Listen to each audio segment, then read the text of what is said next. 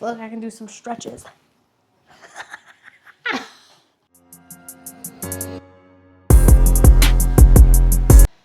Hello, besties, and welcome to our office. One of them. One of our many offices.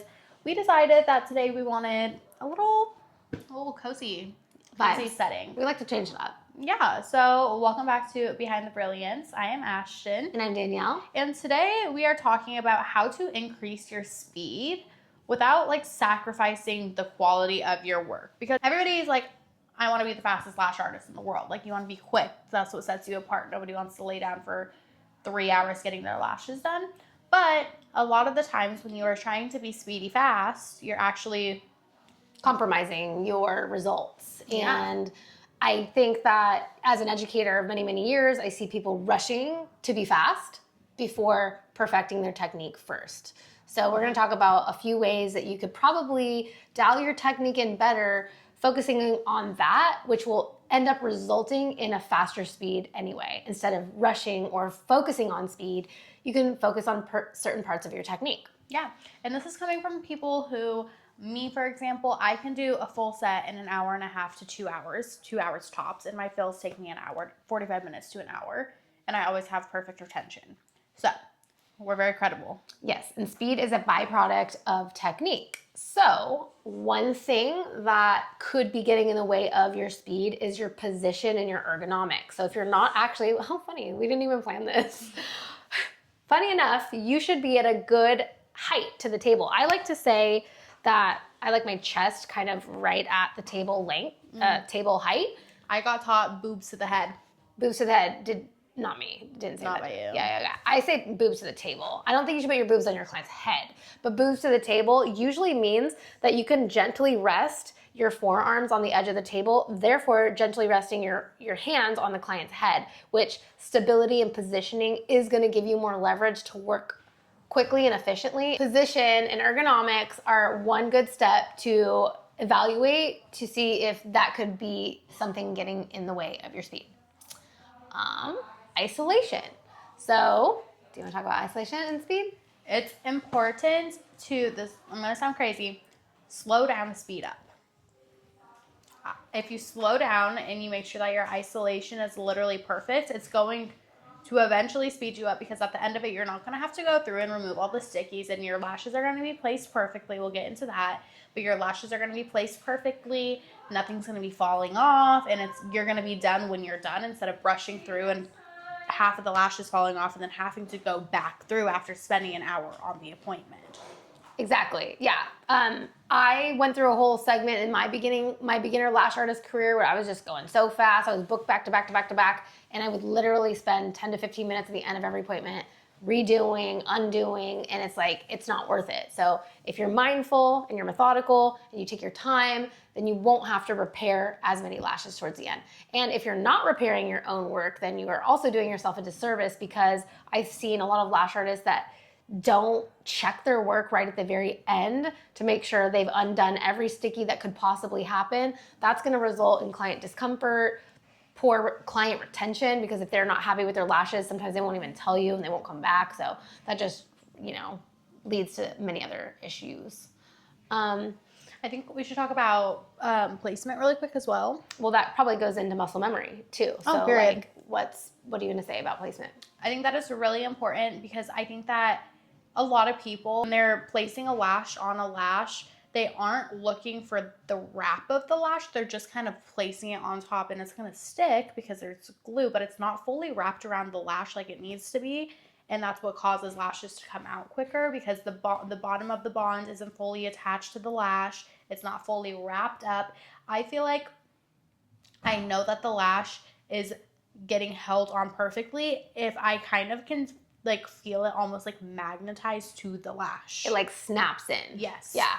And that's a muscle memory that you should build, because this is kind of building on itself. Muscle memory comes from repetition, but it only, efficient repetition means being taught properly, using the proper technique, doing that over and over again. That is ultimately how your speed just lands, because you're doing it right, you're doing it repetitively, and then your speed just like, we were even talking about this yesterday about how funny it is because Ashtyn just learned how to do fine line tattoos, and she was noticing how much more it's different mentally for her because she has to pay such close attention. I think when you're a lash artist and you've been a lash artist a long time, whether you're doing a great job or not a great job, you can still do lashes for a long time and not do a great job. But what happens is it's so repetitive that we check out mentally and we don't notice that we're making mistakes because while you're lashing, once you've established how to do it, you can think about everything. You can have these full-blown conversations and not even realize that you're doing lashes incorrectly, which are affecting your speed or the retention itself. So Totally. making sure you have those foundations, and not to do too many shameless plugs, but if you are questioning your technique or your speed or efficiency, you should definitely check out the Ultimate Lash course, which we have available at brilliantlashpro.com. It's a fully online course that comes with a kit of supplies worth $500, a practice mannequin face, exercises, accountability. There's 11 mini courses in that bundle. And if you're already doing lashes, it's a great way to really see new perspective and to check yourself, because we even have a self-evaluation module, which you can kind of like grade yourself or audition yourself. So that's a great tool. I actually really like this. This says that how muscle memory works when it comes to lashes. Your first 100 sets, you're going to be thinking about every single movement, which is so true. Your first 100 sets, like you're a beginner. You're not knowing what to do. You're very focused and you know what I'm saying. Sets 100 to 500, things start feeling natural. That might be a big number. But hey, yeah, like that's real life, you know, like the next 400 sets, which could be a year or two, depending on how many you do a week. Yeah. Starts to feel very natural. Sets 500 to 1,000, your muscle memory is kicking in. That's kind of when you start clocking out mentally. And then sets 1,000 plus, when you've been in the industry for a while, everything is very automatic, fast, and effortless. So it's important that in the beginning of your lash career that you know how to lash correctly, because by the time you're at set 500 a couple years in, you're going to be so clocked out mentally that you're not even going to know that you're doing things wrong, because you're building off of those old habits that you learned so early on. Yes, and I've seen it numerous times. I've had lash artists come in and audition to work at one of our salons. They've been lashing for 7 years and there's issues with retention, directionality, things like that. So Not me. period. Not her. Adhesive knowledge can really interfere with your speed as well. We talk a lot about humidity and why having a hygrometer in your room can help you understand the humidity of your room.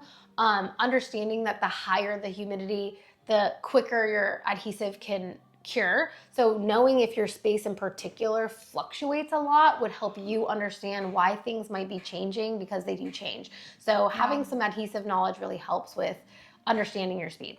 And I think that that's something that a lot of lash trainings lack in. It's product knowledge, because I think that products play such a big part in how your lash sets are going to turn out, and not knowing how to understand, not understanding how to read an adhesive bottle is really not good. Detrimental. Yeah. It's knowing the humidity of the product you're using and how it applies to your service is super important. We talk about this a ton.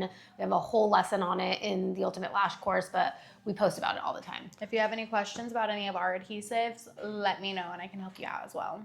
I mean, I think that probably wraps up some of the main topics that you could focus on if you are concerned with your speed. I always say, as an educator, like, speed is the last thing that you should focus on. Agreed. So with the information from today, I say evaluate your technique, your positioning, your ergonomics, your isolation. And also be kind to yourself. Speed comes with practice. You are not going to automatically be fast at lashing. You need to be sure and confident within your skill before you try to speed up. For example, my very first full set, I think, took me 4 hours.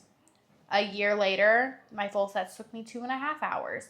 I'm now, 3 years in, and my full sets take me 1.5 to 2 hours, and that's because I have perfected every little thing that I can go fast. I have the opportunity to go fast. So please give yourself some grace. If you are not the fastest lash artist, that is okay.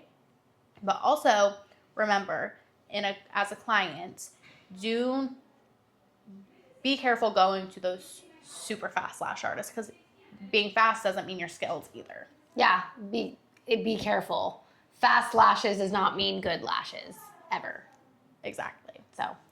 So I think that's all we got for you guys today. thanks for joining. Kisses, love you, bye.